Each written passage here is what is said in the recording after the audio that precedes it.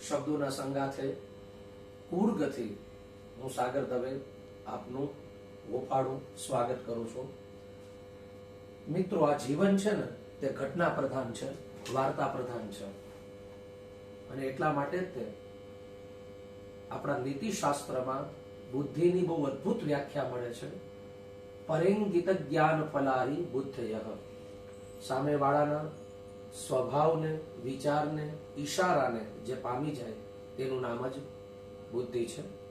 આપણા પંચતંત્રમાં એક અદ્ભુત વાર્તા મળે છે, વાનર વિડંબિત ચંદ્ર ભૂપતિ કથા.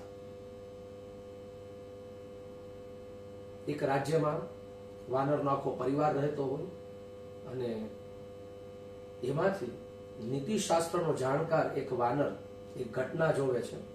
બધા જ વાનરોને ભેગા કરે છે અને કહે છે કે થોડાક જ દિવસમાં આ રાજ્યને આપણે ખાલી કરી દઈએ. અને ત્યારે બીજા બધા વાનર પૂછે છે કે આમ કેમ? અને ત્યારે કહે છે કે આ રાજ્યનું જે રસોડું છે એ રસોડામાં એક ઘેટું જે અનાજમાં અન્ન મારે છે, અનાજમાં મોઢું મારે છે, અને અહીંયાના રસોઈયા છે ને બહુ ગુસ્સે થાય છે. તો એવું બનશે કે રસોડાના શાકભાજી આ ઘેટું ખાતું હશે અને એક રસોઈયો ક્રોધિત થશે, ચૂલામાંથી સળગેલું લાકડું લઈ એને મારશે, ઘેટાનું શરીર સળગશે અને દોડતો દોડતો તે જશે બાજુમાં જે અશ્વશાળા છે ત્યાં. બધા ઘોડાઓ દાજી જશે અને એક શાલિહોત્ર નામનો ગ્રંથ છે આયુર્વેદિક, એમાં લખેલું છે કે જ્યારે ઘોડાની ચામડી દાજે ત્યારે ઔષધ તરીકે વાનરની ચામડી લેવી તો છેલ્લે કપાઈ કોણ મરશે? તો તમે બધા જ કપાઈ મરશો. આટલું બધું બુદ્ધિથી વિચારી લીધું. બીજા બધા વાનર કહે છે કે તમે ગાંડા થઈ ગયા છો. પણ પેલો વાનર કહે છે કે પરેંગિત જ્ઞાન ફલાહી બુદ્ધયઃ. બુદ્ધિથી જે આકલન કરવામાં આવે એ ક્યારેય વ્યર્થ જતું નથી. એ વાનર તો ચાલ્યો જાય છે. રાબેતા મુજબ જે તે વાનરે કહ્યું હતું આ બધી ઘટનાઓ બને છે અને બધા જ જે વાનર છે એનો રાજા સફાઈઓ બોલાવી દે છે.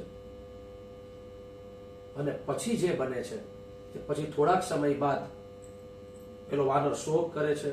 એક સરોવરમાં પાણી પીવા જતો હોય તો અહીંયા પણ બુદ્ધિથી કામ લગાડે છે કે બધા જ લોકોના આગમનના પગલા છે, આવતા પગલા દેખાય છે, જતા નહીં.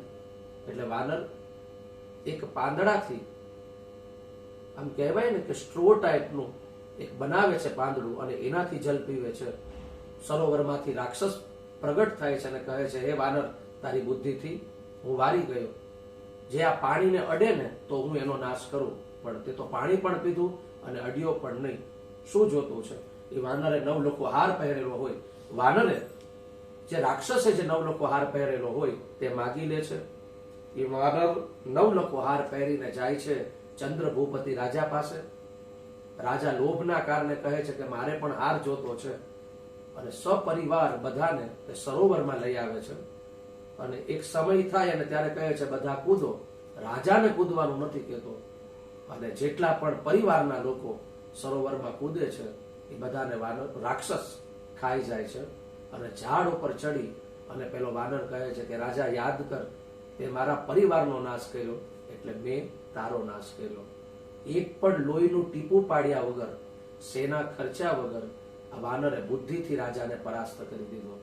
તો જીવનમાં પરેંગિત જ્ઞાન ફલાહી બુદ્ધયઃ. બુદ્ધિનું ફળ તે જ છે જેનાથી પોતાનું અને સમાજનું કલ્યાણ થાય અને જરૂર પડે ત્યારે તેનો ઉપયોગ પણ થાય. અસ્તુ.